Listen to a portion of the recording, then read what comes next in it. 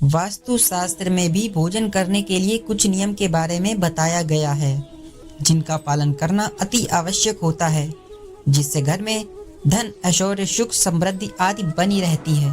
भोजन शुरू करने से पहले मनुष्य को कुछ मंत्र अवश्य बोलने चाहिए, ताकि भोजन करते समय सकारात्मक ऊर्जा का प्रभाव हो, ताकि इसका हमारे शरीर पर अच्छा प्रभाव पड़े। दूसरे व्यक्ति का भोजन ग्रहण न करें। भगवान श्री कृष्ण कहते हैं कि कभी भी किसी दूसरे व्यक्ति का भोजन स्वयं ग्रहण नहीं करना चाहिए। जिस प्रकार सुदामा ने अपने मित्र का भोजन स्वयं ग्रहण कर लिया था, जिससे उनको दरिद्रता का सामना करना पड़ा था, ठीक उसी प्रकार मनुष्य को भी किसी दूसरे व्यक्ति या प्राणी का भोजन स्वयं ग्रहण नहीं करना चाहिए, या दूसरे को भूखा रखकर भी भोजन ग्रहण नहीं करना चाहिए। ऐसा करने से घर में दुख, अशांति, क्लेश, दरिद्रता हमेशा बनी रहती है और उस घर में मां लक्ष्मी का वास नहीं होता। वास्तु शास्त्र के अनुसार पूरब दिशा में बैठकर भोजन करने से व्यक्ति मानसिक तनाव एवं रोगों से मुक्त हो जाता है। घर में बीमार आदि बुजुर्गों को पूरब दिशा की ओर मुख करके भोजन करना चाहिए। इससे स्वास्थ्य में सुधार होने की संभावना बहुत अधिक होती है, क्योंकि पूरब दिशा उगते हुए सूरज की दिशा होती है।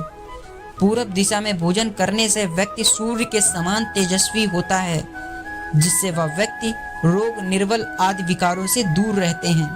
टूटे फूटे बर्तन में भोजन ना करें। वास्तु शास्त्र के अनुसार कभी भी टूटे फूटे बर्तन में भोजन नहीं करना चाहिए। टूटे फूटे बर्तनों में भोजन करना अशुभ माना गया है। ये दुर्भाग्य को निमंत्रण देता है। कहा जाता है कि टूटे फूटे बर्तन में कलयुग का वास होता है, इसलिए इसमें भोजन ना करें, क्योंकि इसमें भोजन करने से हमेशा घर में दरिद्रता एवं संकट का सामना करना पड़ता है। इसलिए जब भी भोजन करें, हमेशा साफ थाली में ही करें। गंदी थाली में भोजन करने से व्यक्ति के जीवन में दुख, दरिद्रता आदि बनी रहती है। भोजन करने के बाद थाली में हाथ धोना अनुचित माना गया है। थाली में हाथ धोने से अन्य का अपमान होता है। ये नीच श्रेणी के मनुष्य के लक्षण हैं। किस प्रकार के भोजन से मनुष्य की प्रवृत्ति क्रोधी, क्रूर और राक्षसी बनती है, और किस प्रकार का भोजन करने से मनुष्य सदाचारी, विनम्र और दूसरे के मन पर विजय प्राप्त करने वाला बन जाता है।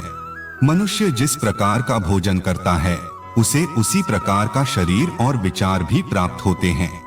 इसीलिए धन की देवी मां लक्ष्मी की प्राप्ति के लिए भी मनुष्य को उचित भोजन सामग्री का ही चुनाव करना चाहिए। मनुष्य चाहे गरीब हो या धनवान हो, वह चाहे राजमहल में रहता हो या वन में, उसे अपने शरीर की तृप्ति के लिए भोजन अवश्य ही करना चाहिए। परंतु इंद्रियों की लालसा में इतना भी उन्मत्त नहीं हो जाना चाहिए कि वह तामसिक एवं राजसिक आहार का सेवन करके क्रूर तथा निष्ठुर बन जाए। तामसिक भोजन करने वाला मनुष्य अपनी मान मर्यादा, संस्कार एवं अपने शील को भी नष्ट कर लेता है और दुष्कर्म का मार्ग पकड़ लेता है। राजसिक भोजन करने वाला व्यक्ति क्रोधी, आलसी तथा हिंसक बन जाता है। किंतु जो मनुष्य ईश्वर का नाम लेकर सात्विक भोजन का आहार लेता है, उसका मन पवित्र और सुंदर हो जाता है। ऐसे शरीर में भगवान सदैव ही निवास करते हैं।